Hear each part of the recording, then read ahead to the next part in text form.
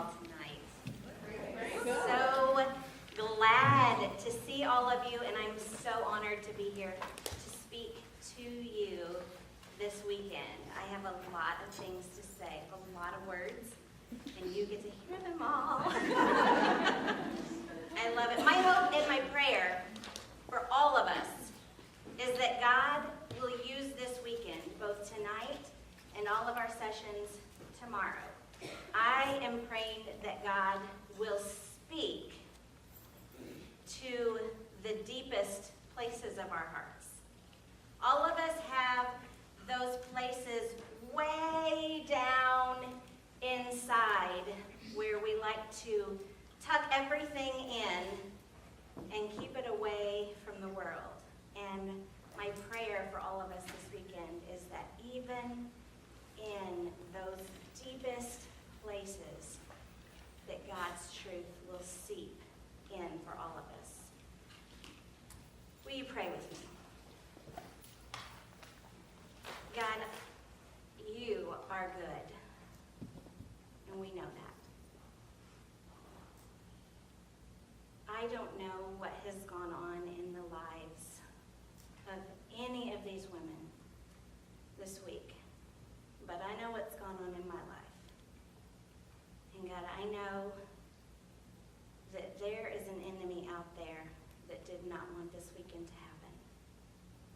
I know that there is an enemy that did not want the 100 some odd of us to come together in this room, to join together, to hear your truth.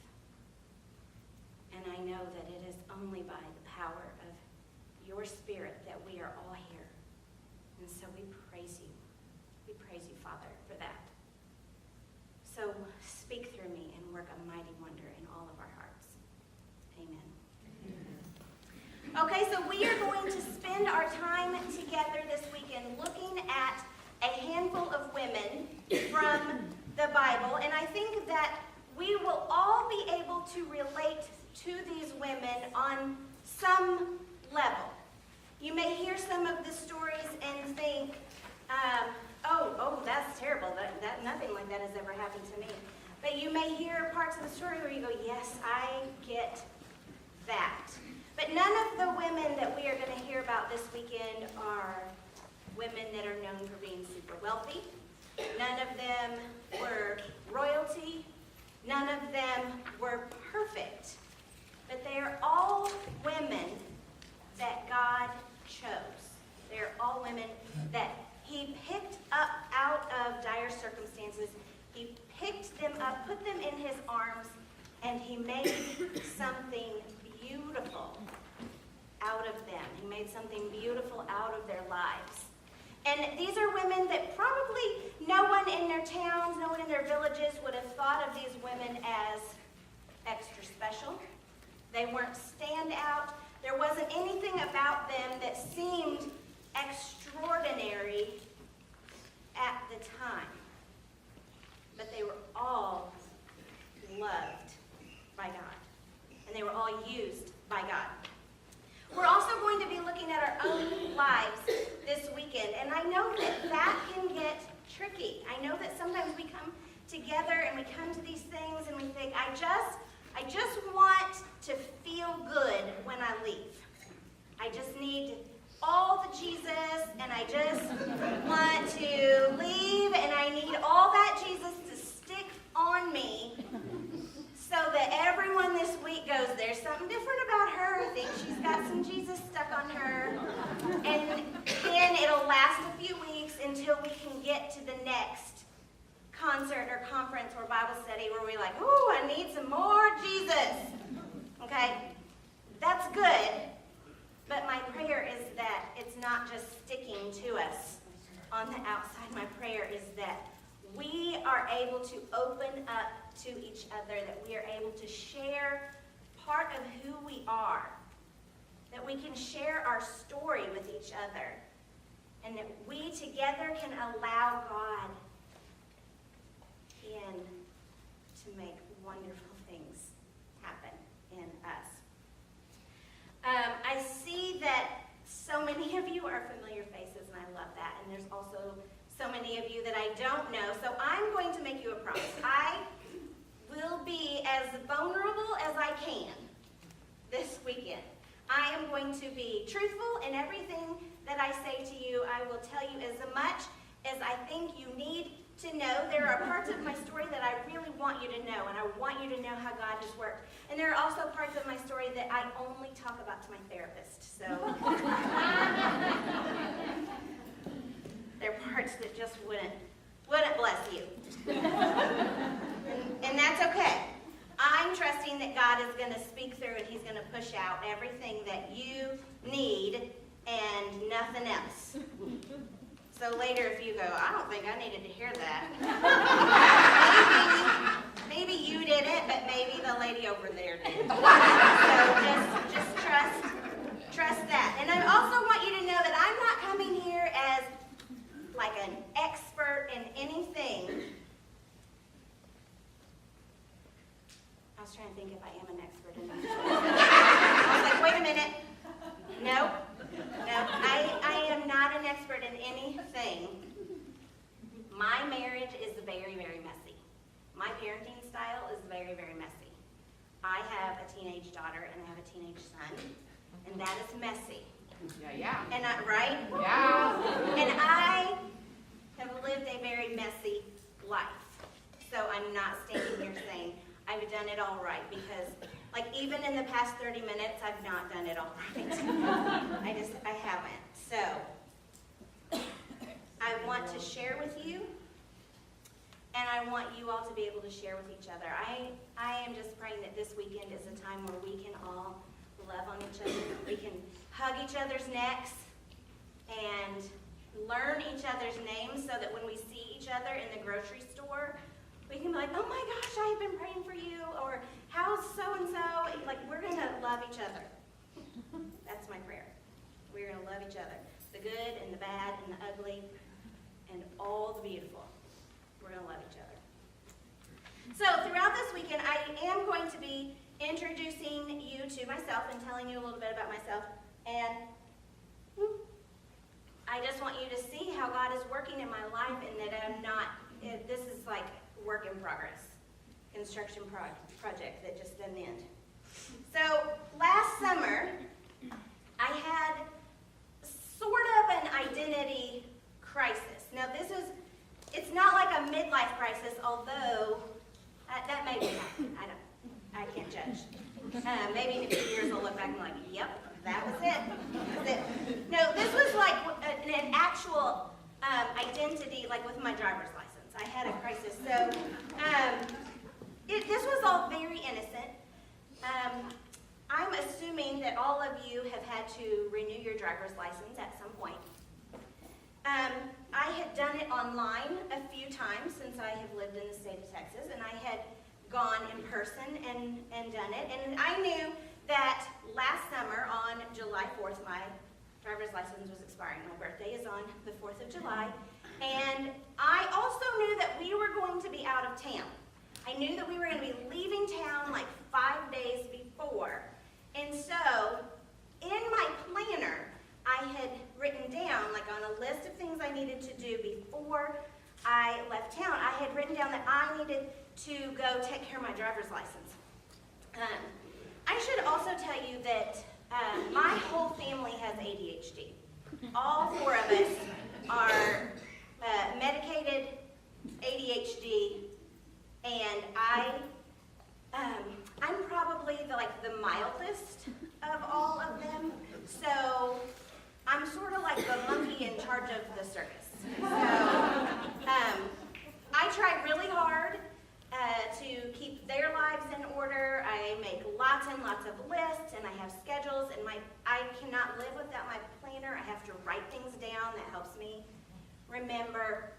So I had made a list of the things that I needed to do, and I knew that I had time. So like the week before we were leaving town, I was telling myself every day, I need to go get my driver's license.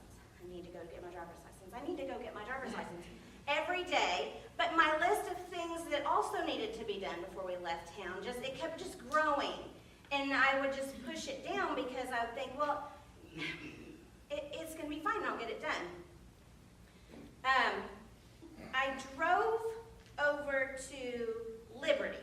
Have y'all ever been to that little, it's awesome. It's small, and it's a little brown building, and there's never a lot of people there. So it's also a pretty drive to get over there. So one day I had picked out a new book on Audible, and I don't know where my kids were, but they were somewhere else. And I got in my truck, and I'm driving to Liberty, and I turn on this book, and this was great. And also, I had been very organized before. I was really proud of myself because I had a manila folder. And like just having the folder makes me feel good about my life. So I even wrote on it with a pretty Sharpie, driver's license information, because then I felt like I got it together. So in my folder, I had put all the things, like I had put my driver's license in there, I had my social security card, I had the paperwork that I printed off online before so I wouldn't have to do it in the office. Like I was on it. I was really on it.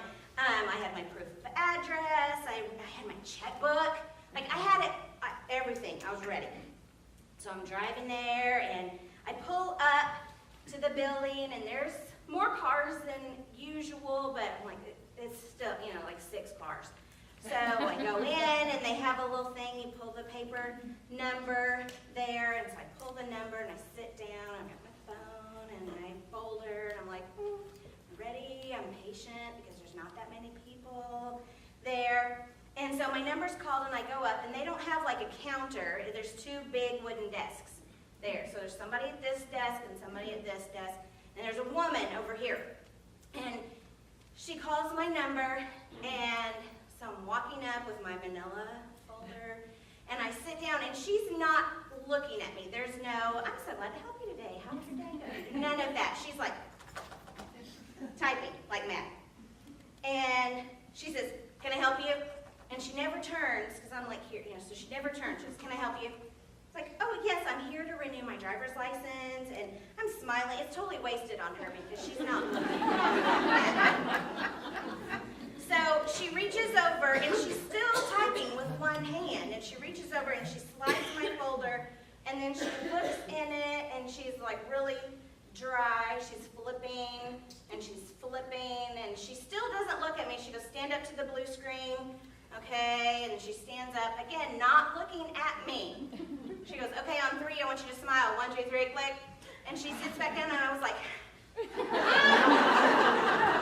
okay, so I sat back down, and I thought, this woman is never gonna look me in the eye. And all of a sudden, she's like doing this, and then she stops, and she leans into the screen, and she like, and she's just looking, and I thought, oh no, what is happening? She said, did you recently get married? I said, no, no, in the spring, we're gonna have our 20th wedding anniversary. She goes, I'm like, sitting there thinking, what is going on? She still does not look me in the eye, and she says, you've been flagged by immigration.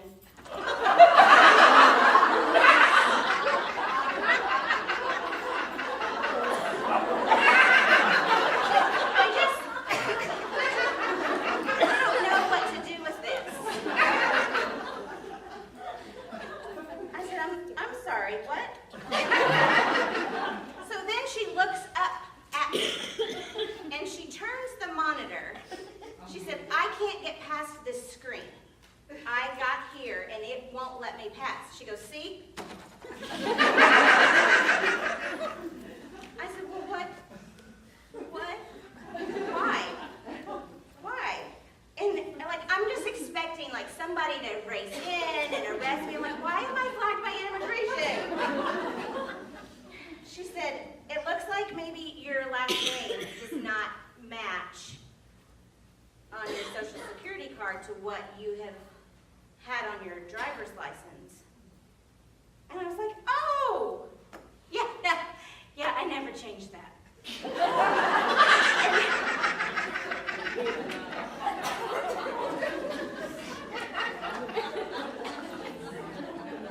goes, you have to change that. She said, I can't renew your driver's license because you have to change that. I said, no, seriously, like I have renewed my driver's license lots of times since I got married. And I didn't have to change it before. She goes, listen, immigration is really cracking down.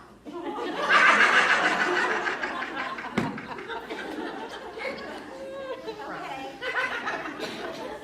She goes, hold on, let me try one more thing. And so she's typing. Well, then you hear this voice. There's a man, and he's coming in, and he goes, hey, can somebody help me?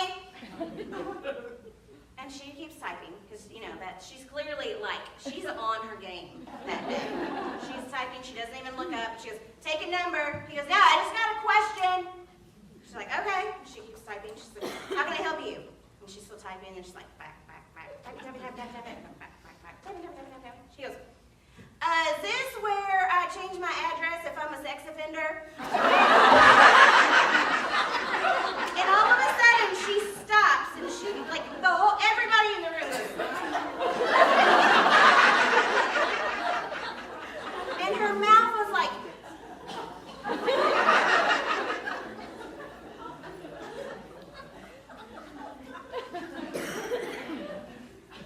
He goes, my girlfriend and I lived way out, but we want to move in closer to town, so we've both got to change our address. Because we're both sex offenders, but we need to get registered. And she just, like, she still didn't.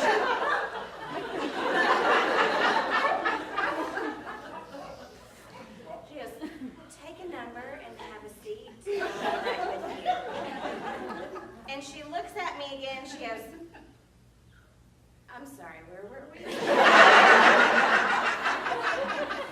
I said, flagged by immigration.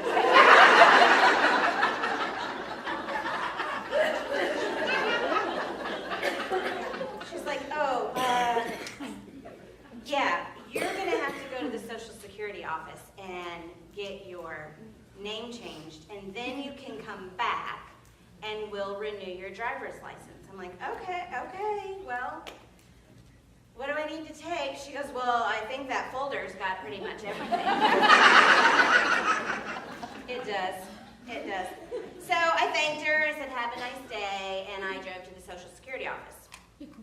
Well, I don't know if any of you have been to any of the local Social Security offices, but that is so much better than the DBS, because, like, if you like people watching, there's all kinds of people at the Social Security office.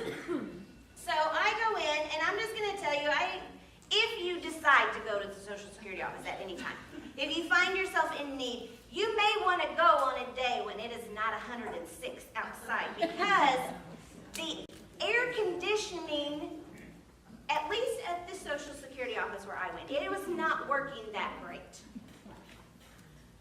And there was a smell in there, because there was a lot of people. I'm going to say, like, so there's probably like 100 people in here. So I'm going to say maybe 150 people in there. But they're in rows in metal chairs, and everybody's like this. Like, you're touching in there.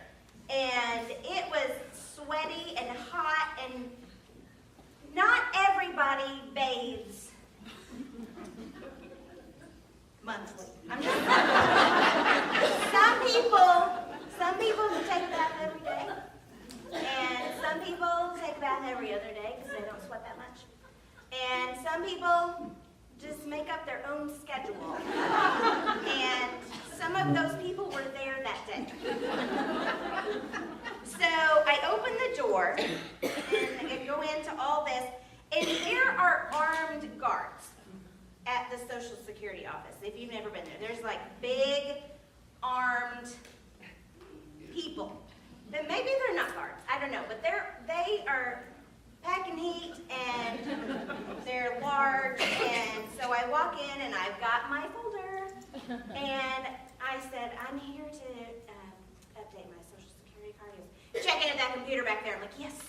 So I go back, and I check in, and I sit down, and there's like rows, just a big row, counter, and sliding glass doors. So there's like 6 of these windows there. And the door would open, and whoever was back there would call someone's name, and they'd go sit at the desk, and they'd be handed. So I'm watching this, and I have no way of knowing how many of these people are ahead of me. They're just calling people by name. It's not a number system. So I'm sitting there, and I see there's a door over here, and a woman's voice comes across the speaker, and she says, Tamara Alexo, please go to the door. And I thought, oh, okay. So I get up and I start walking to the door, and there is a really, really, really old woman who has no teeth, and she goes, you're supposed to go to the window. Like sitting there, I'm like, no, they just called me to the door. Like, she has no authority over me, but I was scared. And so I go to the door, and I'm standing, I'm like, do I knock? What do I do? So I sit there, and I was like, hello? I knock, and the door swings open, and there is an armed guard guy standing there, and a woman, and she's like, are you Tamara Alexo? I said, I am. And she's like, come follow me. So we start walking, and the armed guard is walking with me. I'm like, what? I am not with Al-Qaeda. I don't know what has happened here. So we go back, and we sit down, and the woman is like, she's lovely. She's so friendly, and she looks at the guy, she goes, I think I got this. He's like, okay. And he leaves, and so she starts in, like with the typing, and she says, it looks like your Social Security card doesn't match your driver's license. Is that what you were told? I said, yes. She says, okay, well, the current administration is really cracking down and making sure that everyone in the country has matching, like your name has to match all across the system. I was like, okay, well, that makes sense.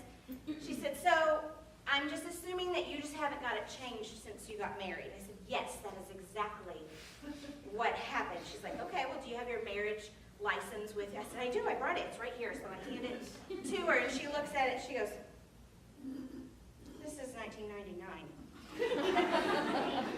I said, yes. March 13th, 1999.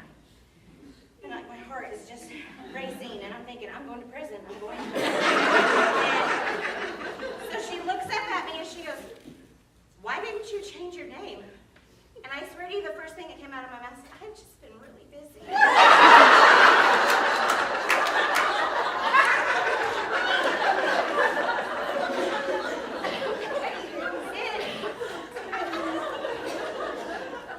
And honestly, like when we first got married, I was terrified because I did not grow up here. I grew up in a tiny town in southern Illinois, and I was terrified of going past the railroad tracks in Kingwood. Like, if I was driving, I was not leaving Kingwood. And then I started branching out, and I would go to Humble, but no further. Like, don't make me go further than that. And so looking up the Social Security office, it's like, well, that's far.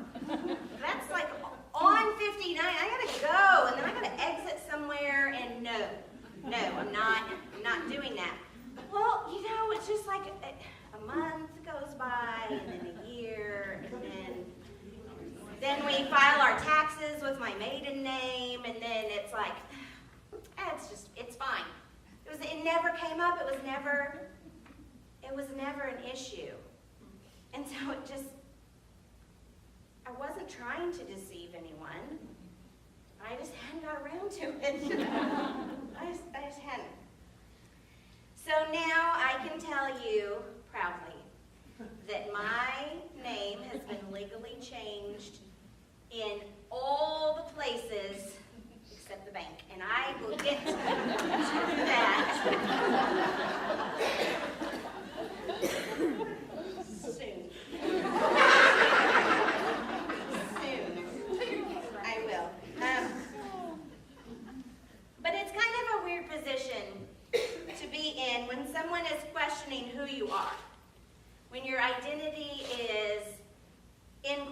by people around you, and they're looking at you, and they don't know who you are, but they're starting to make opinions. They're forming opinions about you. And I'm betting that all of you are like me, and you have some labels that you wear. You probably have some labels that you wear proudly. Maybe you are like, I am proud to be a wife, or I'm proud to be a mother. I'm proud to be a great sister or aunt, or like you probably have some things where you're like, this is me. I am this, and I am proud of it, and I don't mind you knowing. You know, maybe you're like, I am a great accountant, and I am glad that you know that. I'm a great teacher, and I want you to know that. So you probably have some of those labels that are just, they're not at all harmful. They are ways that you identify yourself when you meet new people. I have some of those. I am a wife, and I am a mother. I am a church worker. But I also have labels that I don't wear on like my top shirt. I have some that I keep under here because there's something in me that feels like I should remember these things, or maybe I think you might already think them, but I don't really want you to know these things about me. Or maybe they're labels from things from my life that they're not really happy things. You know, like orphan. I have one of those labels, orphan. When I was 18, my family of 3, only child, I know that will shock some of you. Family of 3 imploded. My dad left. And he decided that our life in our town, it didn't work anymore. He found another woman in another town, and her life was a wreck, and she could be rescued. She needed rescuing, and he was a rescuer. So he rescued her and left my mom and I. But when he left, my mom committed suicide. So that's when I put on that orphan label under there. Within 2 months of my mom's suicide, I had a nervous breakdown and attempted suicide. So I also have a label that says suicide survivor, but I get it like twofold because I survived my mom's suicide, and I survived my own attempt at suicide. So that's there. And I also have a label that I don't like to talk about, but I promised you that I would be vulnerable. So I have a label that says addict. I am 100% addicted to numbing my pain. I have not ever chosen drug use for that. Sometimes I wish I had. I told my therapist a while back, I said, if I was just like addicted to cocaine, my life would be so much easier. And he's like, tell me more about that. It's like I could give up cocaine and people would be proud of me, but I am addicted to food and numbing my pain with food. And I will go for years where I have got that and I am not using food for anything but fuel. And then I'll go through some years where I use it to numb. In the past, I've used shopping to numb. That's not really my thing, and I like to scroll Amazon, but I don't really buy as much as I used to. Food is it's like the most socially accepted addiction because everybody eats, right? You have to eat.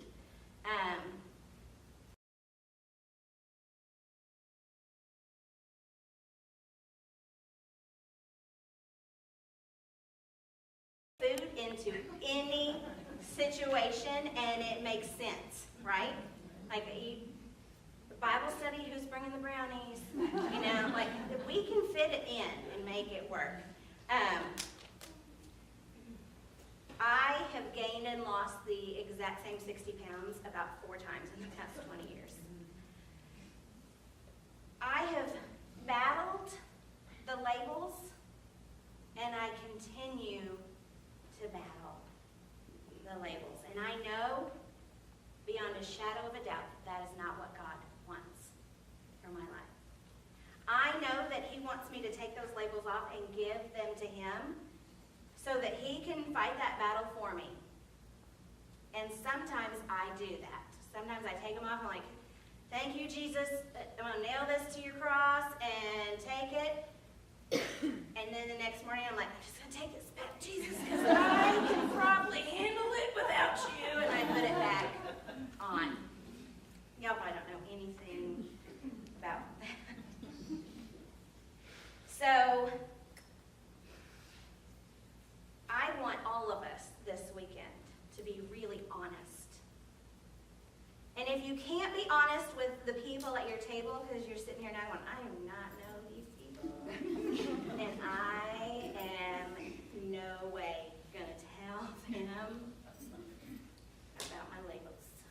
I may make some up, but I am not going to tell them the truth. That's okay. I'm going to pray that you will be honest with yourself, if nothing else. I'm going to pray that you consider being honest with the people here because you may very well bless somebody else. There may be somebody at the table who's like, there's nobody in the world that has this label but me, until you open up and you say, oh, I am addicted to something, or I think of myself as something, and someone across the table is going to inside go, thank you, Jesus. Thank you for bringing me here. But I'm praying that all of us leave here with one very important label, and that label is survivor. Now, I feel like in the church, sometimes survivor, calling yourself a survivor, has a negativity that circles around because it can take on a tone of, look what I overcame. Look how powerful I am. I got my mess together and I got this. That is not the kind of survivor I'm talking about this weekend. I want all of us to leave here wearing the label of survivor, knowing that no matter what has happened in our lives or will happen in our lives, that we have a Savior who loves us so much that He scoops us up and carries us through the fire. The reason we are on the other side is because of Jesus. And He handwrites that label of survivor on us. So that's another one of my prayers. We are going to look at some women in the Bible this weekend who have gone through some really big stuff. But all of them were held by God. Through confusion, through heartache, through very difficult circumstances, they were held by God. And I wrote this down. I saw a quote the other day. We are going to see that on the far side of the pain we don't prefer, we find transformation we wouldn't trade. The pain that we don't prefer, we will find transformation that we would not trade. So, you know how some people say, okay, long story short, that's never me. Short story long. Short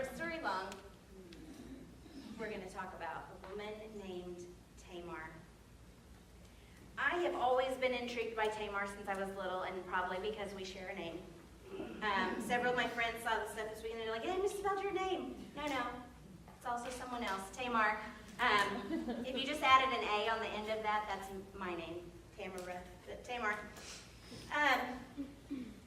Tamar's story, I think, is very intriguing because in the book of Genesis, there is a long story about Joseph.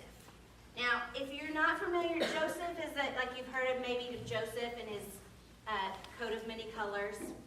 Joseph was the favorite of all the boys in his family, and his father really loved him the most because he was born from the wife that his father really loved, which leads me to the fact that I want to say, and I'm probably going to say it 100 times this weekend, we're going to talk about Bible times. So, women had different rights then. They had different stories that they were living. So sometimes we can get caught up in a story, we're like, I would never. But God had laws at that time. The land had laws.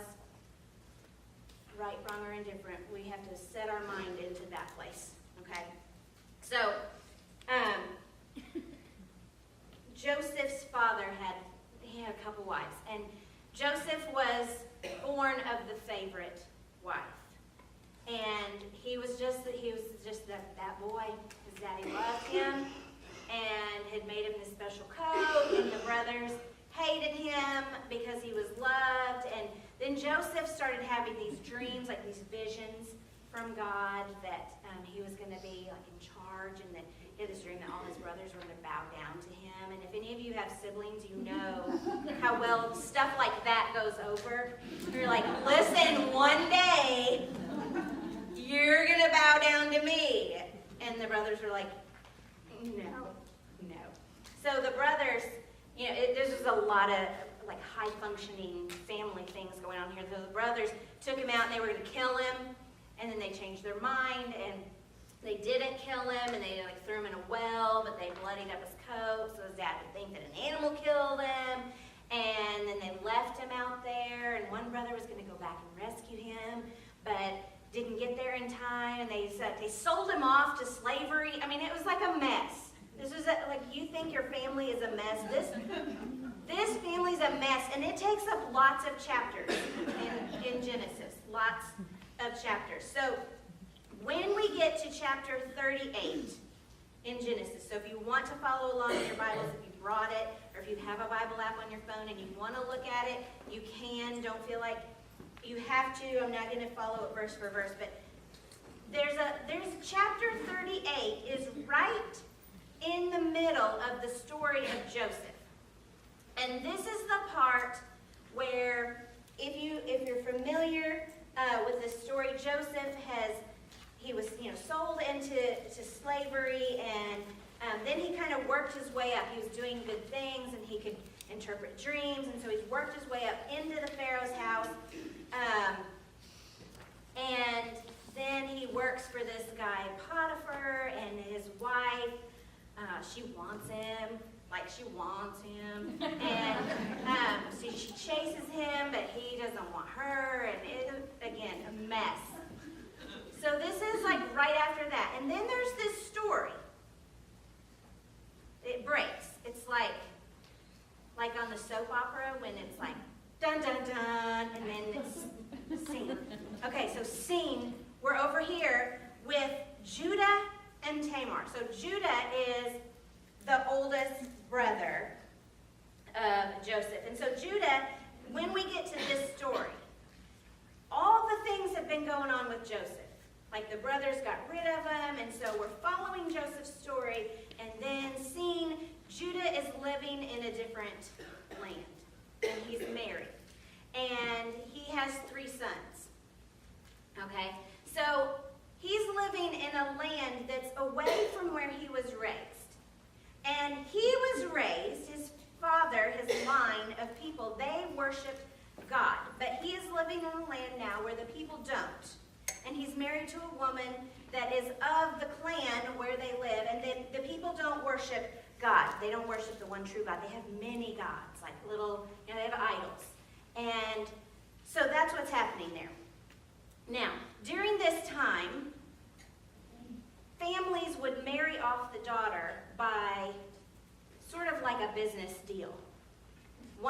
family who had a lot going for them would kind of connect with another family that had a lot going for them. And it's like, well, I will trade you these cattle for your daughter, and then you will give me these jewels. And there was a lot of business transaction that went on in marrying a man and a woman. Okay, there wasn't usually a lot of, oh, we met at the creek and we fell in love. And sometimes, but not, this was more business here. Okay, so the fathers had arranged this. The women didn't have a lot of rights in choosing all of this. So Judah has gone out and he wants to find a wife for his oldest son. And he connects with the family, the father of Tamar, and they make this connection, and so they become man and wife. Now, we do not have a lot of facts about the oldest son that is married to Tamar. We just don't. Like I'm saying, this is one chapter in the middle of all this other, so it's squeezed in, and there's not a lot of facts. But here's what we have.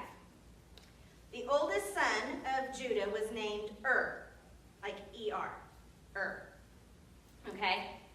And we also know that he was wicked and that God struck him dead. Okay, this is where God sometimes gets a bad reputation for being, like, you know, when people are like, oh, it's so harsh. Sometimes he just struck some people down. But here's the thing, like the people that were struck down, they were wicked, evil people who were breaking his laws in really bad ways. They were hurting his people. He didn't just be like, you're dead because I feel like it. I mean, the stories are very specific when God struck someone down. So what we know here is that Judah arranges a marriage for and Tamar, and then is wicked and God struck him dead. Okay. Now, here's the other thing that's it seems weird to us about marriage, because in that day, if you were married to a man and he died and you did not have children, then you were often expected to marry his brother, like the next in line, okay? So, if you had children with the brother, your children were not with your current husband. They were considered to belong to your first husband who is dead. Okay? That's kind of confusing. So let's say this. My husband is Chuck, and he has a brother, Matt. If we were in those days, and Chuck died, and we did not have children, I would have to marry Matt. So I want you all to think about your brother-in-law.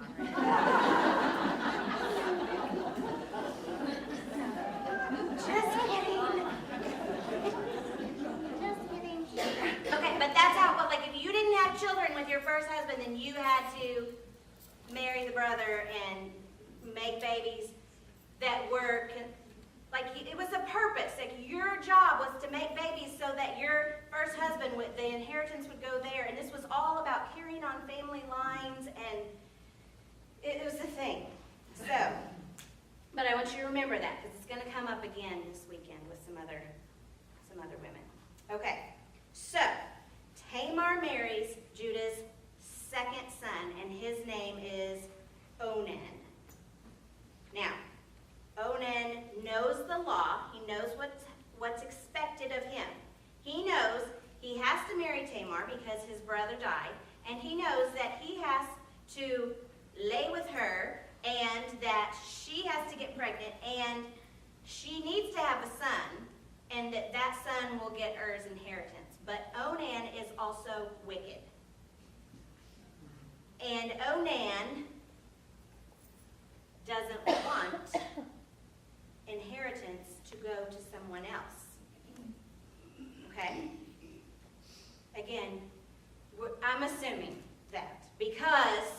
the Bible says Onan spilled his semen on the ground. Don't ever let anybody tell you that the Bible is not exciting. Onan marries her and he has sex with her, and instead of impregnating her, he spills his semen on the ground. Okay. Tamar has now experienced the wickedness of two men. She knows that her purpose as a woman was to be married into this family and to make heirs. That's the way the law was. That was what was expected of all women. If you are married off to a man, you are expected to produce heirs. So now she has been, I'm going to assume, mistreated. If her first husband was so wicked that God struck him down, I feel like she probably experienced some of that wicked. Right? Right. Like, I don't think you can be married to someone who is so wicked that God strikes him down and you be like, I don't know, I never saw. It seems fine to me. I feel like that was not a thing. Now, it doesn't say that here, but I'm going to feel like that's a safe assumption. Okay. So now, God sees Onan's wickedness and he strikes him dead. Strikes him dead. I feel like, and I may be putting a lot of who I am onto her because I feel this kinship with her, but I feel like she was probably heartbroken and embarrassed. Don't you think? Like, this man wanted to have sex with her, but he did not want to get her pregnant. So, did he jump back? I don't know. He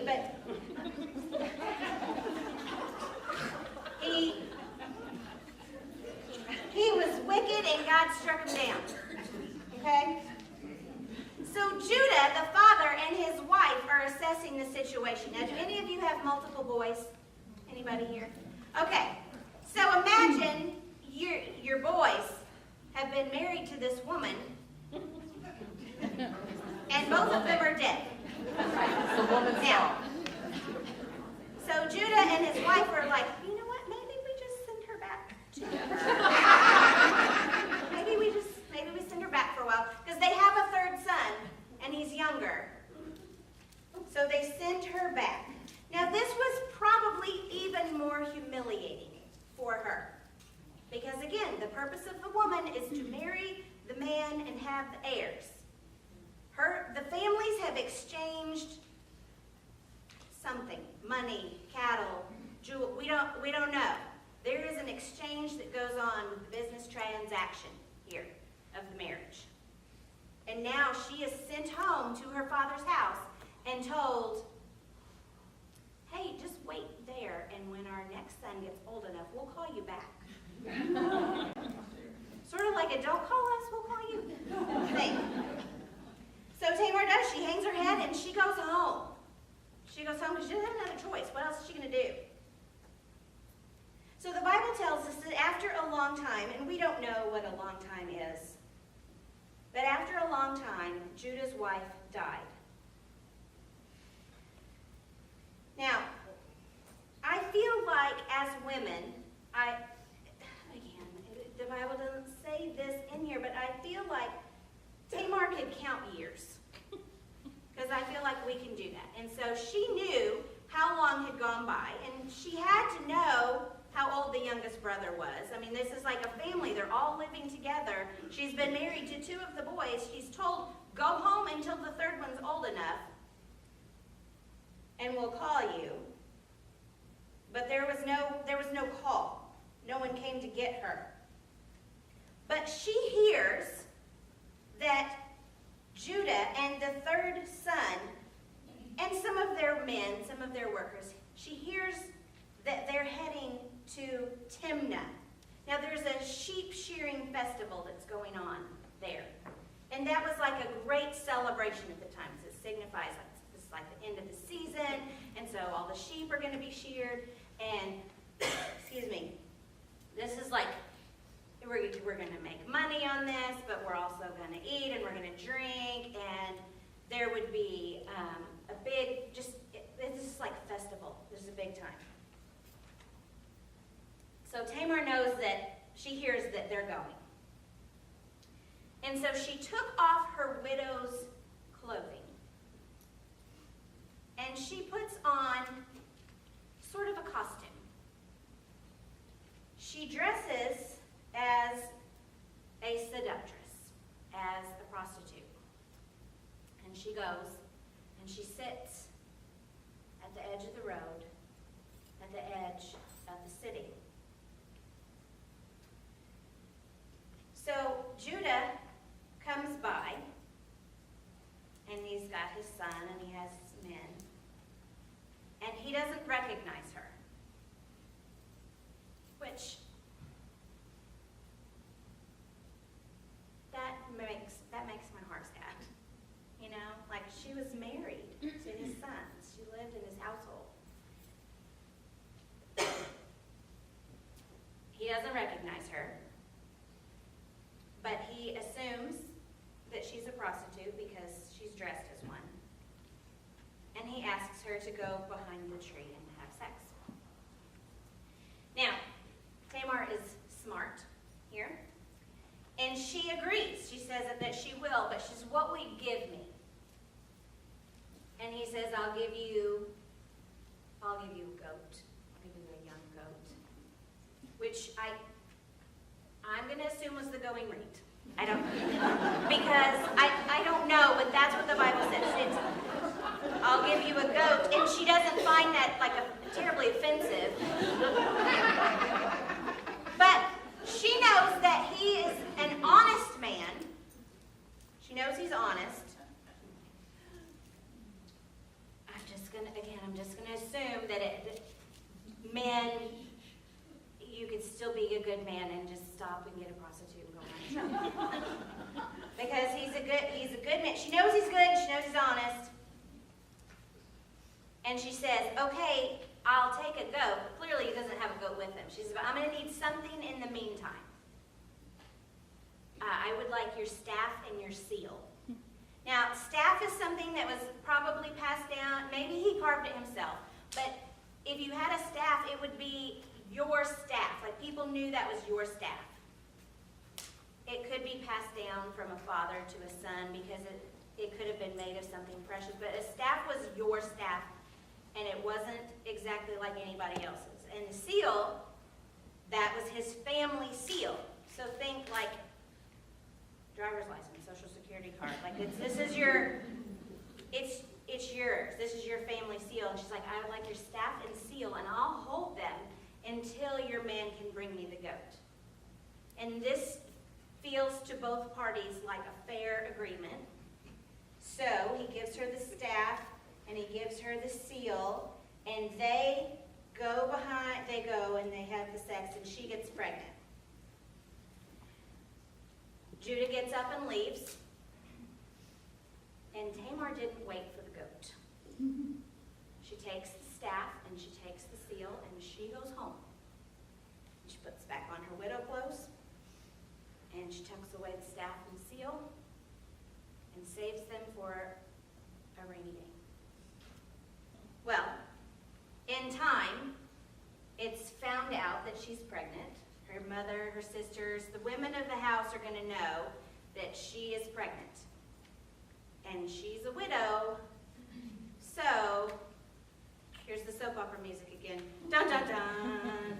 So word gets out, okay? If a woman is pregnant and not married, it is well within the law that they can toss her to the street and let everybody kill her. It is not okay to be unwed and pregnant. And it is especially not okay to be a widow and be pregnant. Judah hears that she's pregnant, and so there's this proclamation. We're going to bring her out. We're going to burn her. We're going to burn her.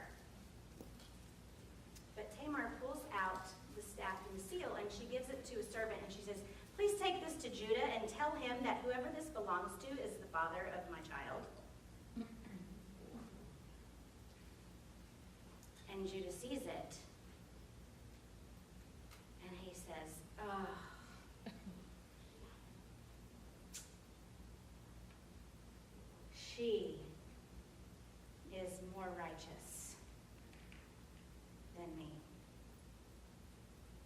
he sent for Tamar, and he brought her back into his household. Not as his wife, not as his concubine, not as his servant. He brought her in, and he took care of her as one of his own. And she gave birth to twins, Perez and Zerah.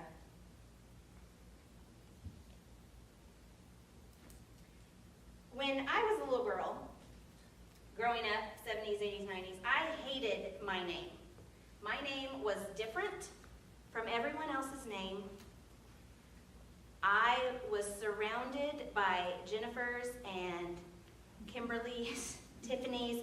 I wanted my name to be Crystal so bad.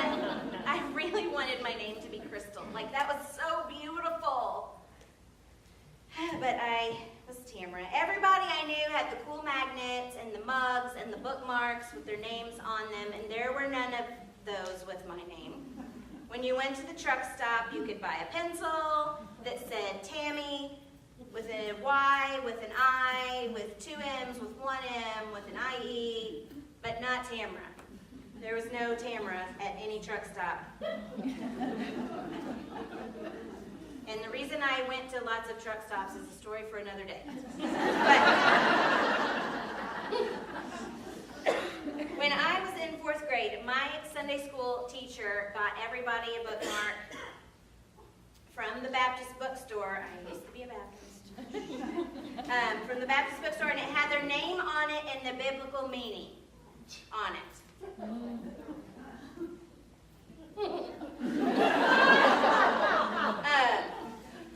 Jonathan, God is given. Beth, my God made an oath. Mine was handmade, because the Baptist bookstore also ignored Tamara. But mine was handmade, and it said Tamara, date palm. Show you here. A tree. That's it, right there, it's me. So 4th grade, your classmates are real easy on you when your name means date palm. And theirs means things like righteous one of God. So I went home because I thought, I'm sorry, I'm messing with this a lot because I keep pulling my cord down. I went home and I wanted to know, like, why do I have this name? I'd never really heard a story. I didn't know of any relatives named Tamara. And so I asked my mom, and she's washing dishes. She's got her hands in the sink. She's washing away. And I said, why is my name Tamara? And she's like, well, when I was pregnant with you, we had decided if you were a girl, you were going to be Teresa Gale. She said, I love the name Teresa, and Gail is her oldest sister. So you were going to be Teresa Gale, and if you were a boy, you were going to be Timothy Roy. And both of those names were from my dad's side of the family. And she said, but a few days before you were born, your dad came home, and he had heard the name Tamara, and he thought it was beautiful, and I liked it, so you're Tamara Lynn.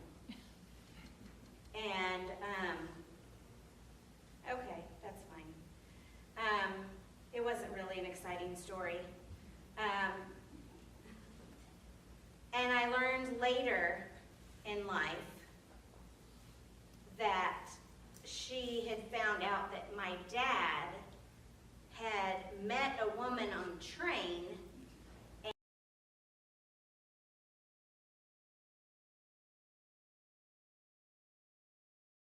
and that just crushed my mom. You know, like he saw some woman and she was beautiful.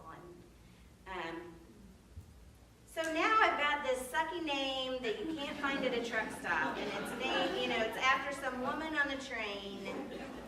So there's this real sucky story to back it up.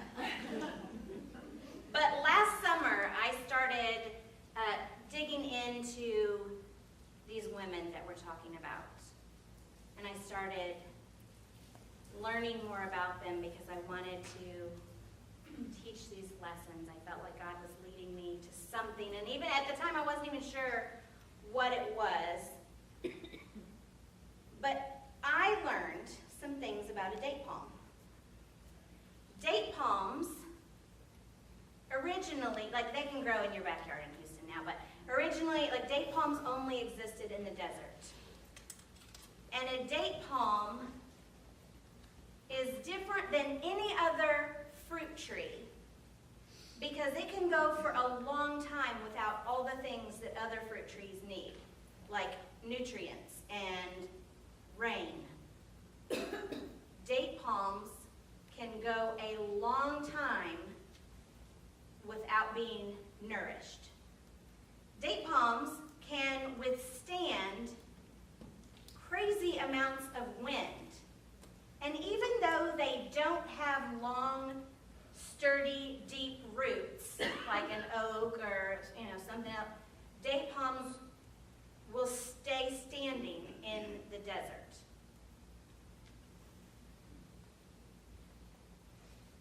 It's hard to kill a date palm in the desert. And through all of the harsh temperature, drought, wind, the date palm will still produce an abundance of fruit. Like ripe, juicy dates will come from this tree, even though it's not been loved well, it's not been taken care of, and it's just gone through an awful season. And when I discovered that, I cried. Because I knew then that God knew. He knew. He knew the day Tamar was born that her life was going to be hard for a while. He knew there were going to be people who mistreated her, and he never left her side.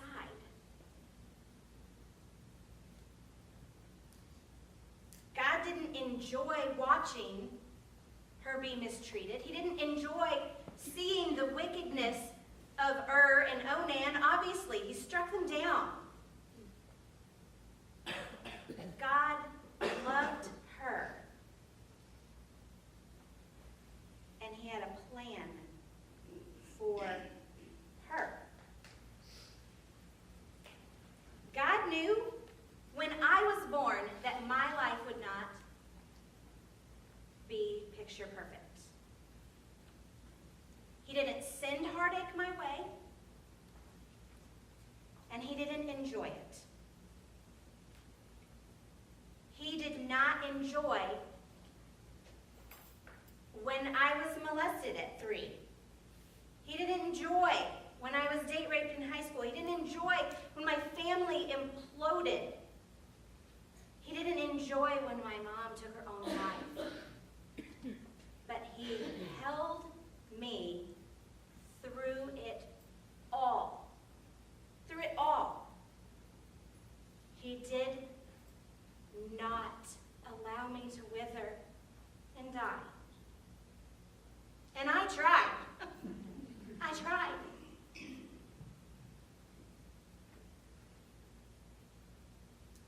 In Matthew 11, Jesus says, "Come to me, all of you who are weary and carry heavy hearts, I will give you rest. Take my yoke upon you. Let me teach you, because I am humble and gentle, and you will find rest for your souls." God does not intend for any of us to carry the burdens of our life. He says we can just yoke ourselves up to him. Like we can just attach ourselves to him. He wants to carry us. Because the sin and the heartache in this world was never part of his plan. It was never, ever part of his plan. But when sin entered the world, he came up with a plan B. And that plan B was to send his one and only Son to save us. And here is the most beautiful thing about the story of Tamar. We sang the song earlier about the Lion of Judah. Tamar and Judah are forever known as the mother and the father of the tribe of Judah. Through them, and Perez, one of the twins, led generation after generation after generation that was a lineage that was punctuated in a stable under a star. The lineage of our Savior came from that young woman that God held while he struck down the wicked around her. He had a plan for her life. I don't know the burdens that you all are carrying. Some of you might now be sitting here and go, I don't have any burdens. Good, then I'm going to need you to be the question answer people for all the people at your table. Some of you came here with lots and lots of labels. Some of you came here with a few labels. Some of you don't even know. Some of you are carrying grief that is so heavy that it hurts to breathe. Let Jesus breathe for you this weekend. He wants to be your breath. He wants to take your life and my life, and he wants to make something beautiful out of it, just like he did for Tamar. We're going to spend the rest of the evening talking about ourselves.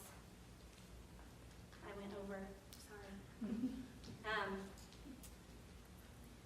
Your small group leader has questions at the table, and I just pray that you will enjoy your time with each other, and God will bless it. So let's pray. God, thank you for working in our lives. Be with us in the coming moments in our small groups. Let us love